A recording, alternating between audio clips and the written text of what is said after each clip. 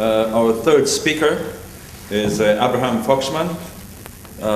A.D.L is a partner, a highly valuable partner in this series of conferences about U.S.-Israeli relations.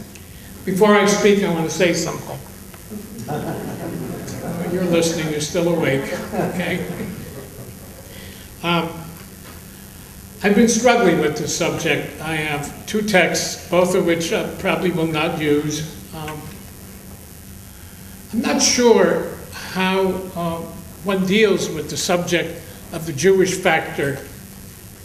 It is full of contradictions.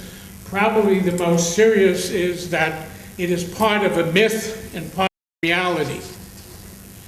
On one hand, we as the Jewish community want to enhance this concept of the Jewish factor in the election process. And on the other hand, we're accused of the Jewish vote and Jewish influence beyond, etc. And the question is, how do we balance it? Lisa talked about some of the changes.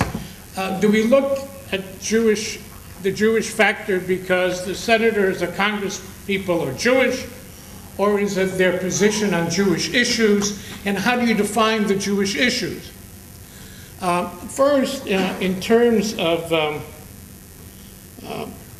who are we as an element in the election system, out of 131 million Americans who voted in 2008 presidential elections, Jews, a mere 2% of the population, may have accounted for 3 million votes because Jews traditionally have higher percentages of voter registration and turnout than the general population.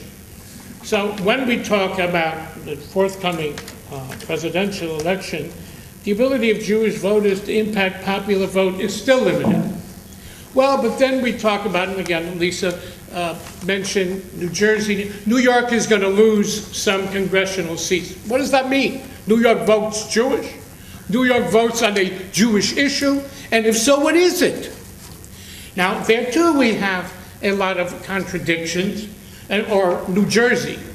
Again, does New Jersey vote on? Recently, there was a by-election in Brooklyn. I think it was the 9th district.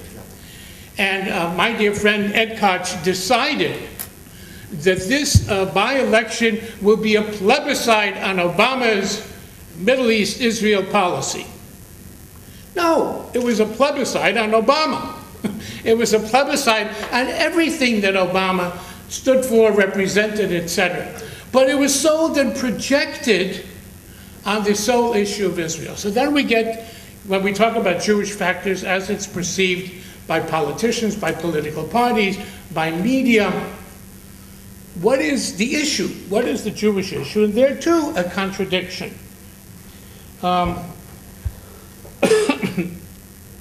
The American Jewish community is by no stretch of the imagination and one-issue community. Israel matters, but there's so many other issues. Secondly, the American Jewish community, despite certain reports to the contrary, remains an overwhelmingly liberal community, supporting policies and representations more on the left of center and left end of the political spectrum. So, who decides who we are? Who decides how do you appeal to the Jewish factor? Well, I think the decision has been made despite the fact that we're all over the place, despite the fact that Israel, there was recently a poll which indicated in this election campaign what issue American Jews care about. Israel came down to 4% of the identifiable group that was asked. And yet, I believe the outside world has decided for us that to measure the Jewish factor, to measure how Jews respond, Israel is the issue. And certainly from the perspective of having this meeting here, U.S.-Israel relations, is very important.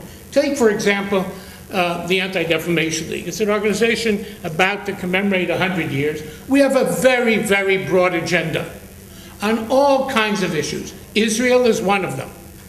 But our relations with government primarily relates on Israel. We get invited to Washington, we get invited on the issue of Israel, not on other issues, even though we are a very significant element on hate crimes, on anti-Semitism, on social issues, as are other Jewish organizations who have been part of the American social fabric on all kinds of expertise, and yet perceived only specifically on the issue of Israel.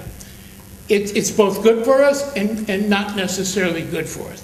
AIPAC has a very significant role in focusing the perception of the Jewish community, how the Jewish community looks at that one issue. But it does not represent to Congress or the administration or to the media that the American Jewish community is uni-focused. And yet that's the perception.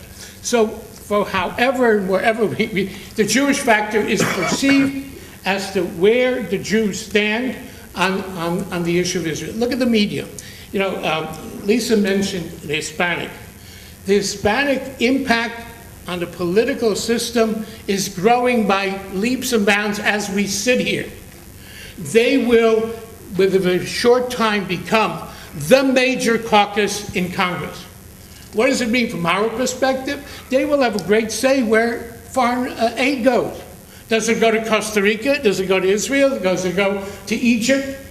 On social issues, on issues of church-state, they will begin to have, and yet, I will tell you that when the media talks about interest factors, it's the Jewish vote they talk about, not the Hispanic vote. And yet the Hispanic vote is very, very significant. And whatever happens in the post-analysis, the Hispanic vote may have a much greater impact as a factor in this election than the Jewish vote. And yet here's the contradiction. We want to be recognized. We want to be taken seriously. We want to have the impact and the influence. So within all these contradictions, we still talk about the Jewish factor. Now, I'm not sure the Jewish factor is a euphemism. I don't know what a factor means. Is it the Jewish vote? Is it the Jewish influence?